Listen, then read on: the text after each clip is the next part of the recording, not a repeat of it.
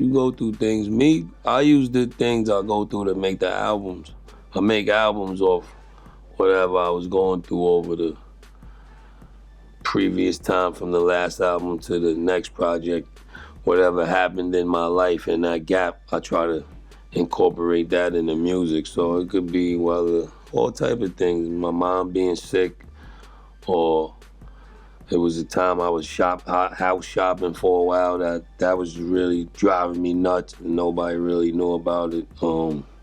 Just all kind of stuff. Sending my son to college now to Atlanta. You know what I mean? Just that's always on your mind. He down there. He was alone.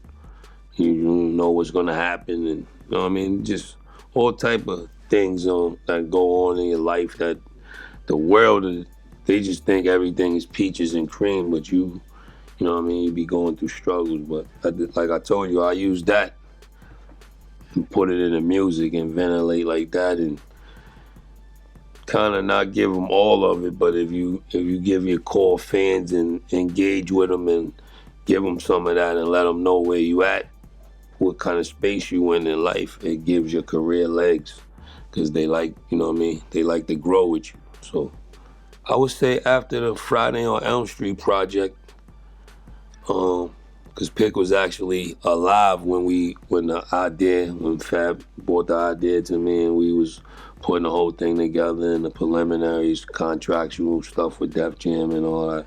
He was alive for that.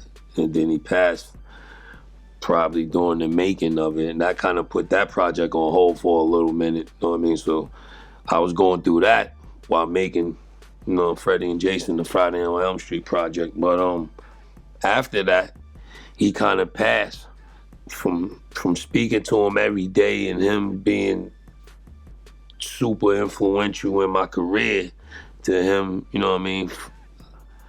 I also was one of the last people to find out he was fighting colon cancer.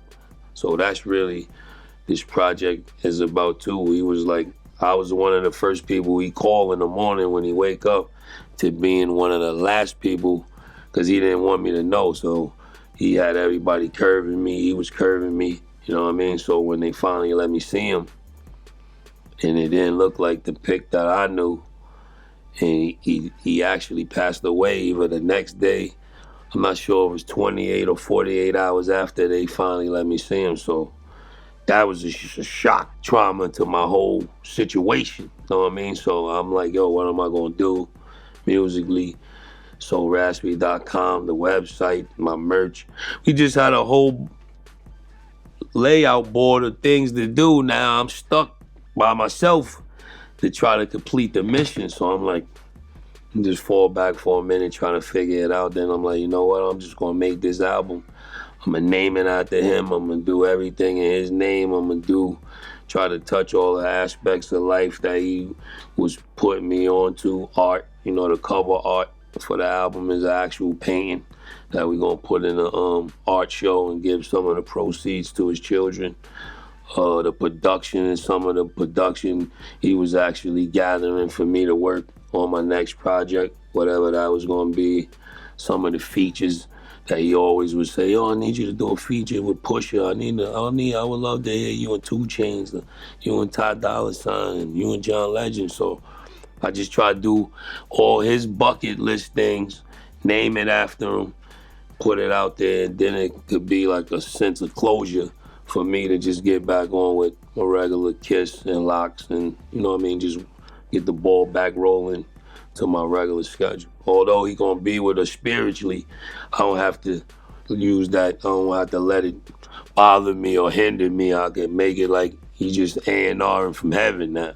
You know what I mean? So it's a sad, bittersweet, and a happy moment. That's why this album is very cerebral, it's very musical, it's very personal, it's heartfelt, it's pain, it's very emotional. So, good project. Yeah, Icepick. First initially met him in on 125th Street in Harlem at the Black Man's Jewelers. If you notice his name is Icepick, is because he's really a jeweler. You know what I mean? He actually made this. He made all my jewelry, the Ruff Ryder pieces, all the D-Block. I thought that was unique about him, meeting a young black dude that knew about diamond quality, he knew about gold, he knew how to make the moldings. He's the jeweler, you know what I mean? So that's where he got the nickname Icepick. And then after having several encounters with him in the mall, in the 125th Mart, Ruff Ryders brought him in for A&R. He started learning the game, did all the Ruff Ryder compilations, Eve album, my album, Styles album, DMX album. Then he started getting nice with it, started building his rapport, his relationships. He was a part of the whole Ruff Ryder explosion, world takeover. Then we had the unfortunate accident with Darren Dean, the General D, and Ruff Ryders kind of went down, you know what I mean, due to the circumstances. Then I hired him to work with me. Hired him to be like my personal A&R and just work with me on building my brand.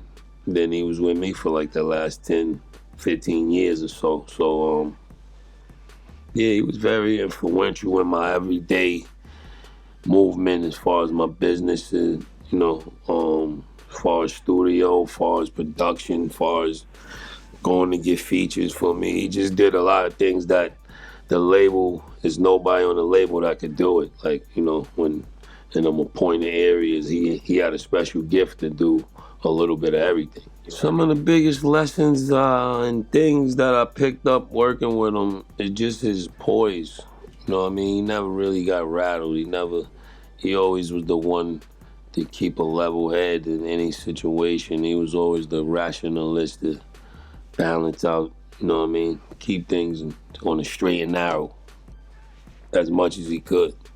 His energy was always, if you ever met him, if you knew him, is when he came in the room, he lit the room up with just, you know, good positive vibes and energy. So that's always good to have somebody in your camp with that kind of energy and, you know, who really pretty much understands the business. One special moment for me I got a lot with Icepick, but we went to Africa. You know what I mean? We went over to Swaziland. I never even heard of that at the time. And he set up a nice gig over there for me, and he went with me, and we kind of saw Swaziland, Johannesburg.